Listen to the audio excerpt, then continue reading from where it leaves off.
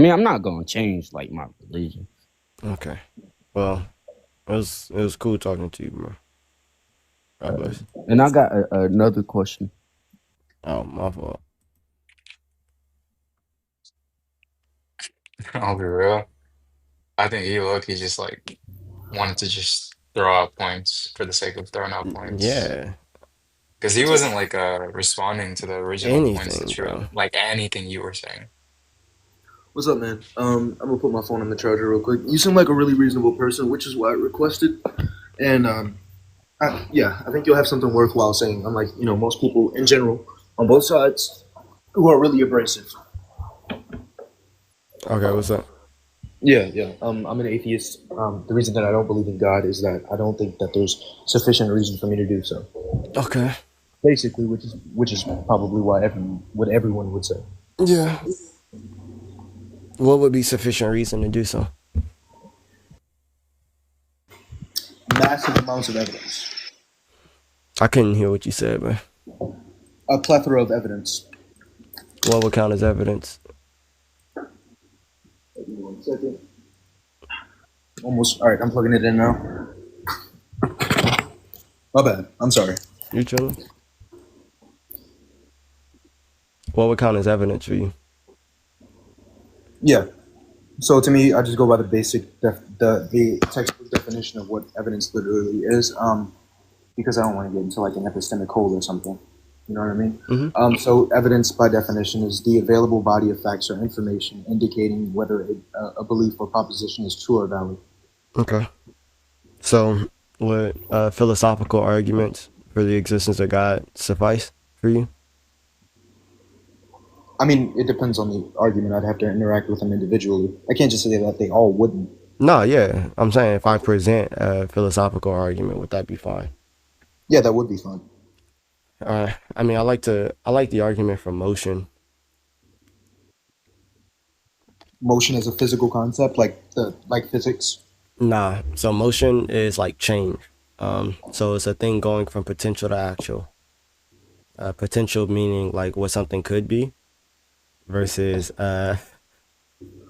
potential being what something could be, and then actual being like what it is. So for example, like a piece of wood has the potential to be hot and burning, and then that's different from it actually being hot and burning.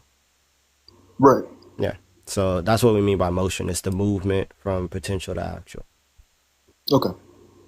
So do you want to run through the argument? Yeah, I would like for you to elaborate on motion and how that's sufficient reasoning. Okay. Yeah. So we would say that change exists, and by change is exactly what we mean. Some things go from potential to actual. Okay. Yeah. But potential cannot actualize itself. Only something already actual can bring about actuality. So for example, we could continue using the wood analogy if you want. A piece of wood has the potential to be hot and burning, but it will not become actually burning until something that's already actual, like fire, acts upon it. Right. So like a match or a lighter. Yeah. So something that's already actual needs to actualize that potential, because potential can't actualize itself. That piece of wood that's in potential of being hot can't make itself hot. And in this case, is the wood the universe? No, you could believe that the universe is eternal. It doesn't matter. Okay. So how does this analogically translate to? That's just premise two. We're going to continue going. I'm just making sure that you understand the premises. I'm going through a shorter version, so we'll just get to 9 premises. All right? Yeah. All right. So potential can't actualize itself. Therefore, whatever changes is actualized by something else. Are we good so far? Yeah. All right. This leads to a chain of actualizers, each depending on something else to cause its change here and now. You want me to explain? Okay. I understand what you're saying so far, but if you can elaborate on something that I don't understand, then sure. Yeah. What's up? Like on something that you haven't explained yet. I mean. Okay. Yeah. So the chain of actualizers, right? We're talking about an essentially ordered causal series. So this is where everything in the chain depends on the thing prior to it or higher to it in the here and now. So we're not talking about a linear progression of things, but we're talking about a hierarchy of things. So you could think of it like a chain on the ceiling that's holding up a lamp, right? The lamp has the potential to sit 6 feet in the air. That's being actualized by the chain. The chain is sitting 6 feet in the air by the link above it and higher, and then that's being actualized by the ceiling. All of that is happening in the here and now, that actualization of potential for it to exist or sustain its existence the way it is happening in the here and now. If we cave the ceiling in, the lamp, ceases to actualize that potential, right? If we cut the chain in the middle, everything under it ceases to actualize that potential of sitting 6 feet in the air. Does that make sense? Yeah. So we're saying that chain can't go on forever. That's what we're going to get to. But we're saying right now is that there's a chain of actualizers, each depending on something else to cause its change in the here and now. Oh. Okay. Next is an infinite chain of such actualizers is impossible because without a first actualizer, nothing could be actualized. So I'll give a better example for this, just so you understand the point. Imagine I have like a bunch of extension cords, right? And I plug my charger into an extension cord. If I don't plug that charger into the wall, will my phone ever be charged? No. What if I plug another extension cord into it? No. What if I do that like infinitely? No. All right. So like what you're saying is that even if it goes on infinitely, nothing in the chain has the power to actualize the potential, but it derives that power from the thing higher to it. So then if I plug it into a source that has like electricity, for this example, in itself, and it doesn't get its electricity from anything else, then it would be able to actualize the potential for the phone to be charged, right? Right. Yeah. So that's why we're saying that this can't go on infinitely, but it has to terminate in the first.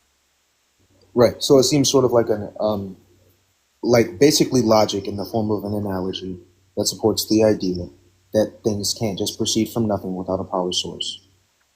Kind That you of. can't get power without a power source. Kind of. That the example is just showing like a type of essentially ordered series that it can't go on forever.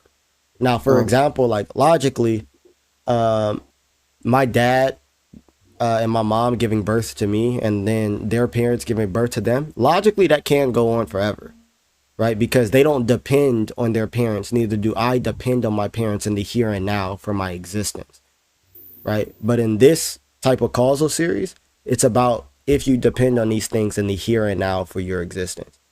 Right. So that's why that can't go on forever, but it has to have a source. So if there is a first member and an essentially ordered series of actualizers, it must be something that's not itself actualized by anything else. That is something that is pure actuality. Okay. And that's God. Yeah, if there exists an unactualized actualizer, then that being is what we would call God. Therefore, God exists. May I ask why it's fair to say that God could have been the unactualized actualizer, but the universe couldn't have been its like the Big Bang or eternity, whatever you want to call it, Yeah. couldn't have been its own unactualized actualizer. Yeah, because when you're saying that a being or whatever this first unactualized actualizer, you're saying that it doesn't undergo change, right? So it doesn't go from potential to actual, but it is purely actual. So the universe undergoes change, right? It expands, stars die, whatever the case may be. So the universe wouldn't fit under that criteria, even if it's infinite. That's fine. Like if it's never had a beginning, it doesn't matter. If it undergoes change, then it's not this thing that we're talking about.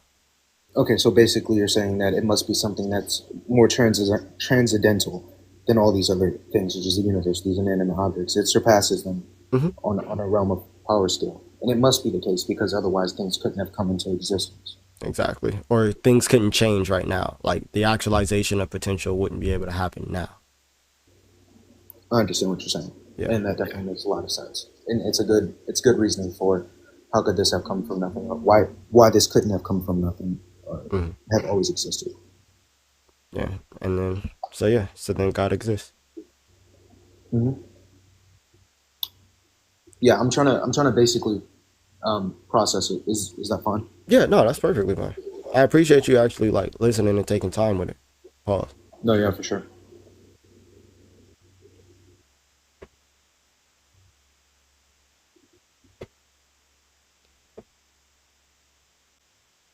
Here, if you want, um, I could put like the argument on the screen so that you could like look it over again. Oh yeah, Um, I typed in some stuff that I plan to look up for yeah. sure. So this is just a concise version Is of the this a argument. popular is this a popular thing, or is this something that you came up with? Like, can I just Google some resources on it, articles? Yeah, you could this Awesome. yeah, I did not create this argument. Nah, you just want to make sure that people are properly explaining the argument. Some people strawman the argument where they'll say what like when we get down here to this infinite chain of actualizers, they think that we start talking about time. And we're not talking about time. Like I said, like I can grant you that the universe is eternal. It doesn't change anything because we're just talking about change itself. Right. So just make sure that whatever you're reading, people who do a good job is like Edward Fazer. He does a good job. Thomas Aquinas does a good job in presenting the argument. Um, so Aristotle has a version of the argument as well. Like this is a very, very, very old argument.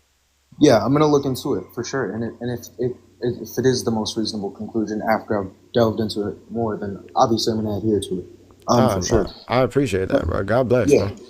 It, I just have one more question. Yeah. What's up? And excuse me if I don't want to be redundant or anything, but No, you're good. it seems so. You say that this thing must be transcendental. It's sort of presupposing that must be the case, just because it's extremely hard to fathom otherwise. I mean, that's the argument for the existence of this being, right? Now, after that, after we understand that this being is purely actual or like it doesn't undergo change, there's nothing that actualizes its potential. There's other logical arguments from that conclusion that go to show that okay, this being is completely transcendental. Because of like it's not composed of parts. It's all powerful because everything that exists I like has its source from this thing. My fault. Hold on, give me one sec. I hate that TikTok does this and never makes any sense. Do you go do you go live every day? I try to, but no, I be having work. So usually I go live like Tuesday, Thursday, Friday. Okay. I appreciate this information. This is definitely the most cogent line of reasoning, especially since it's brought out so clearly and deductively, Thank you. that I've ever heard. So I'm gonna look into it, man. And I don't want to take up Do you more of want your time. to? No. Yeah, it's all. Do you want a book that like goes over the argument again, lists it out and like premises and everything like that? Do you think that book would be required as opposed to just looking at, like you said, well credible resources that get to the bottom of it, such No, as from it's not required. Um, it's not required, but I'm saying if sometimes we send ourselves out on a search and we don't know exactly what we're looking for. So All right. if you want, like there's a book that talks about it. Obviously, in the book, it's going to list other sources, and then you could go and look at those sources, or it can at least like point you in a cool direction. But if you want to just look at like see what atheists have to say about it or whatever, I mean, look it up. Okay. I would just say make sure that when it gets to the infinite regress, make sure they're not talking about time because that has nothing to do with the argument. So if they start talking about the beginning of the universe or whatever, they that's not the argument. Okay. Yeah. Can you give me the name of the book? Do you know by heart? Yeah, The Five Proofs of God by Edward Fazer. Okay. It's the first chapter, like 40 pages, and it just goes over the argument, gives examples and a whole bunch of stuff. Okay. If you want, you could Hopefully I can DM have me a. and I could email it to you. Like you could get it for free. It don't matter. Oh no, yeah. If it's free, I could probably just find a PDF, and I'll look into Yeah. it more. All right, In a for sure. few days. Yeah, I'll probably talk to you in a few days or maybe weeks. Yeah, no, Um, cool. Take your time, bro. all right, man. Yeah, thanks. Appreciate you, Bye. man. God bless. Now you definitely gotta go live more often, bro. Email it to you. Bro, he's the most reasonable guy that I've heard on TikTok in a very long time. Yeah. Sophia, send me your email. What's it do?